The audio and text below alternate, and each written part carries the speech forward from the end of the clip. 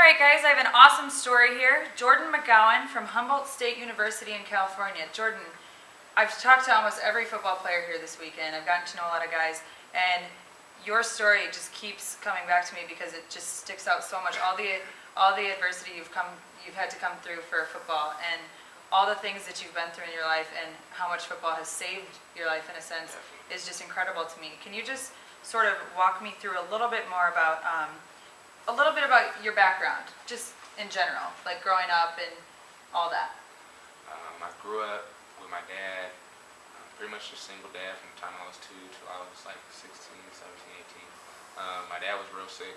He was a little bit older when he had me. He had been in Vietnam, so he was terminally ill by the time I was like 12. They kept telling us, we didn't have very long, but he always seemed fine. So I just kept going with the flow.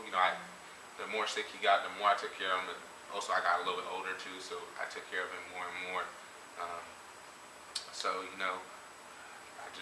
I took care of him until he passed when I was 19, my sophomore year in junior college.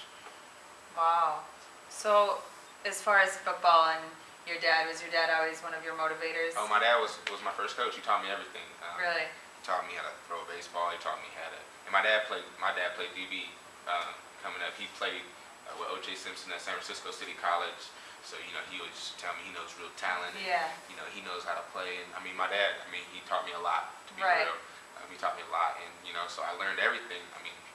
Every single thing I learned in life pretty much was from my dad. You were a standout athlete too in high school. You put up big numbers. You had a lot of opportunities to go to many different schools to play football in high school. How'd you make your decision to go to Humboldt? What was some of the factors? How'd you make it? Well, I had a tough time in high school a little bit, and then my senior year I did pretty well. I had some schools come, but my dad was real sick, and at that point I knew it was getting closer. Right. And I would have felt terrible if I left. Most of my opportunities, again, were still back east, or just away from the Bay Area. And not driving distance, something that you have to set up a trip to get back, right? And so I always felt if I was to fly across the country or even just out of the state, and something was to happen to my dad, I felt like I would lose it. I would drop out of school, like I'd have to come back home, and I felt like that would be the last thing I wanted. It would be bad for school, be bad for football. I knew it would be the last thing my dad would have ever wanted. So I felt like that was not the best decision. So when that time came, I decided to go to the local JC Santa Rosa Junior College, which had been a perennial powerhouse in junior college football. I grew up in San Francisco and Santa Rosa, so I almost wanted to go to San Francisco City like my dad. Right. But again, I felt it would be best because we had been in Santa Rosa about that time. To just be in Santa Rosa, be able to be at home with him, and help him take care of bills, because I had been helping him take care of bills and stuff. Right. So I felt it would be best to help him take care of bills, make sure he was taken care of medically, because even in high school there would be times I'd come home and he'd be passed out on the floor. I can't remember one time specifically. I had came in from high school, I think after practice, so it was like 5, 6 o'clock. And my dad was just sitting on the floor in the kitchen, and there was groceries, and like the milk was warm, and I was like, what happened? I'm like, and I could tell he had been down there for a while because the milk was warm, not warm, but it wasn't cold. Right, it wasn't. Yeah. And he said, I don't even know. He said, the last thing I remember was bringing him his bag of groceries. So I knew like I needed to stay home. I needed to take care of him. Right. So my freshman year, actually right after I graduated, I had found out that I had a baby on the way. And right after you graduated high school? Right after I graduated high school. You found out you're expecting a child. About 5 weeks, after I did the calculations, about 5 weeks after I graduated high school, I guess she was pregnant. I found out so you're right before I even played a college football game. You're meaning to tell me your father is terminally ill. He's approaching death in a sense, and you are struggling making the right college decision for your family, and then you find out you're becoming a dad, all in a matter of a couple months. Yeah. How did football even stay an option? How did football even stay a focus for you with all these things on your mind, all these things on your plate? How did you keep football a factor in your because life. football would have been the only thing to save me, because I knew a lot of boys in the streets. I knew a lot of stuff, and I mean, I watched my best friend go to jail, like right before my son was born, like a couple months before my son was born. You're my almost best friend, learning by example from other people. That you're seeing. Like I knew I at least had my freshman year, because I knew Right. she wasn't going to have the baby until after my season was done. I also knew that the only way to really pay for college was to play ball, because I didn't have any money like that. I knew Sure. my dad. I mean, there was some benefits I got from my dad being a veteran, but it wasn't going to be enough to really take care of me to get me through school without taking out loans and For being sure. a lot in debt, which isn't definitely easy something. on your own to take out loans and stuff like that either. No, definitely not. Okay. So, For sure. and I knew school has always been my dad's number one priority. Before he ever talked about me playing ball, It was like he would grades. talk about how proud he was at my. I mean, because I kept like a 4.0 until high school, and then once high school started, I kept above a 3.5. I graduated high school I think like a 3.5 or like a 3.3 around there. Right. My dad told me when I was young, the first thing he ever told me before I played ball was, if I didn't have a 3.0, I couldn't play football or any sport. And I remember telling him, Dad, all they say you have to have is a 2.0. He said, boy, I could go to school right now and get a 2.0. He said, that's just from showing up. You have to get a 3.0 to play in this house. And I said, okay. Strive for excellence, for sure. So walk me through a little bit of the transition from high school to college, and that time when you started your first season. How was it making new teammates, making new friends, and new everything? How was that transition for you? It was funny, because my high school, the high school I played at my senior year, was literally next door to the JC I went to. So I like hopped the fence after school and went and played spring ball while I was still playing baseball at the high school. And most of them boys was from out of town, but like I had a guy brother who played there, and we had like a spring. And during spring there was this thing called passing league, and the JCs would help the high school. They would play them. The high schools would like do 7-on-7, but then like the big game at the end, you play the JC. So the coaches had known me from my god brother, and they had seen me play, and they really liked me. They had been trying to get me out there since I started. They were like, well, you need to come here. Let's move from your JC to Humboldt State University. That transition, what was that transition like? Because now it's not in your backyard. Walk me, as you're going into Humboldt, what things have transpired since then, and what's going on in your life when you're entering Humboldt? So when I'm going to Humboldt, that was probably the one time that I really doubted football. Okay. Especially when I first got up there. I had my son at least 50% of the time, if not more than that, because I was not with his mother. I had him at least 50%, if not more. And now I don't see my son, especially camp. Camp's crazy. It's like 2 weeks, you don't have any breaks. And when you are off, you want to sleep or ice. I actually drove to Santa Rosa on all my breaks. Wow. I drove. This whole decision to go to Humboldt was because of the radius to Santa Rosa. It's 4 hours. 4 hours in the car. Just right up the street on 101, really. Right. After I've made the drive so many times. But so your father ended up. He passed actually my sophomore year. He passed. He played Butte. I think that was the second game of conference. So it was like the 6th or 7th week of the season. I had my best game. And it was funny because once my dad got sick, he came to every single of my games all the way through high school. Never missed a game. And then when college came around, he was just real sick. He couldn't come, but every week I get the film and we sit down and watch it together. So Butte was actually my biggest game my sophomore year. Okay. It was actually against Aaron Rodgers' little brother, Jordan Rodgers. I had an interception. I had like 3 pass breakups. I think I had like 8 tackles. Right. And a fumble recovery. So I had a real big game.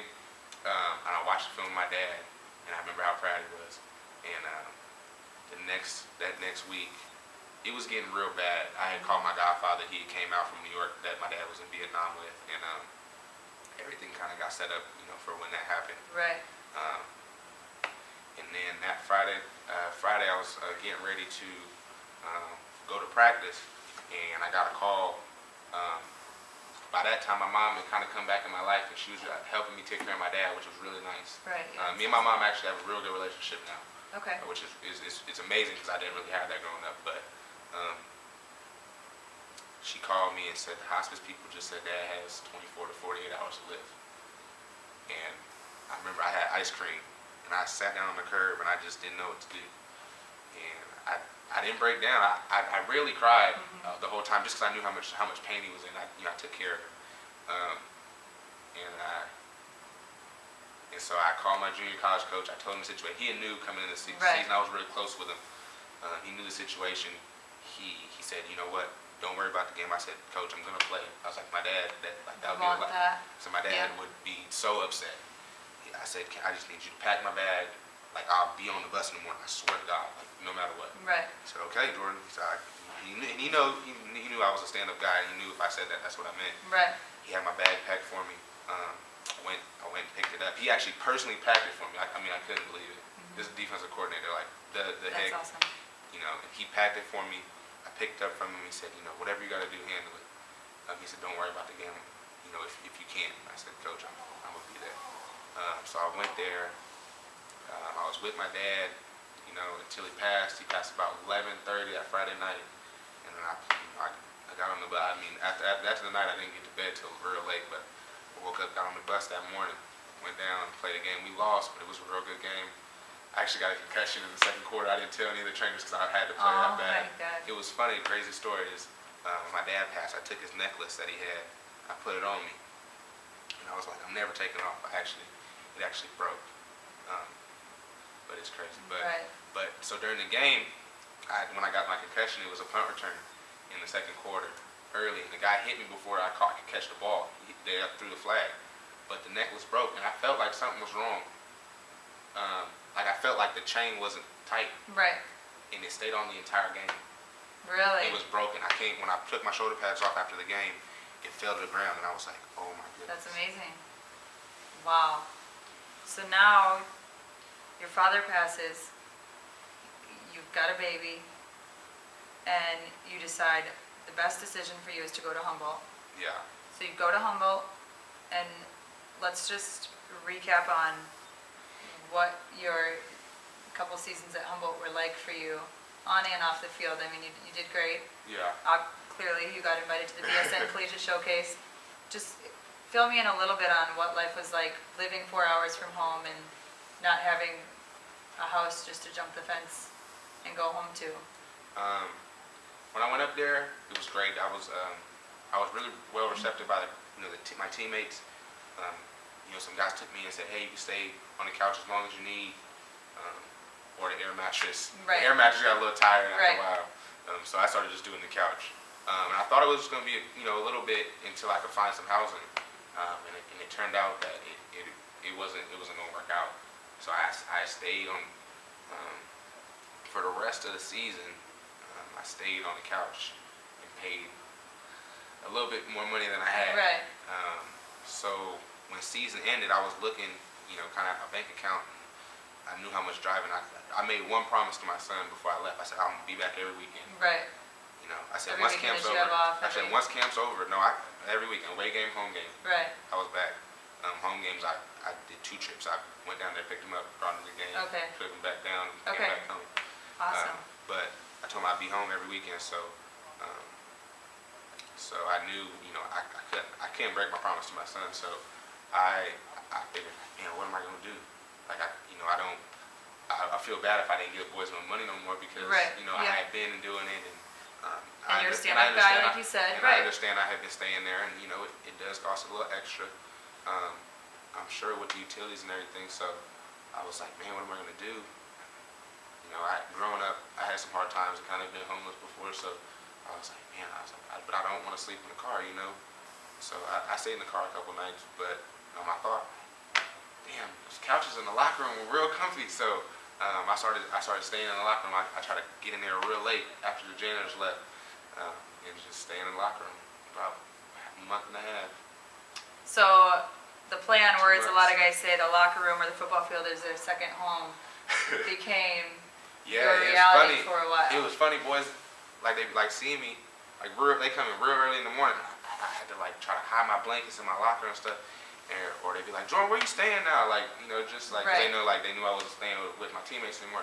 Jordan, where you staying? I'd just be like, oh, around, and I always try to make a joke out of it, so no one knew, because I was so afraid, and I used to be so afraid the janitor was gonna catch me or something. Right. Yeah.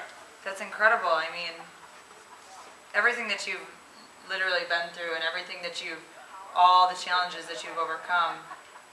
A weekend like this at the BSN Collegiate Showcase is just one of those challenges. Just a for blessing. some people, it's their everything, but for you, this could potentially save your life.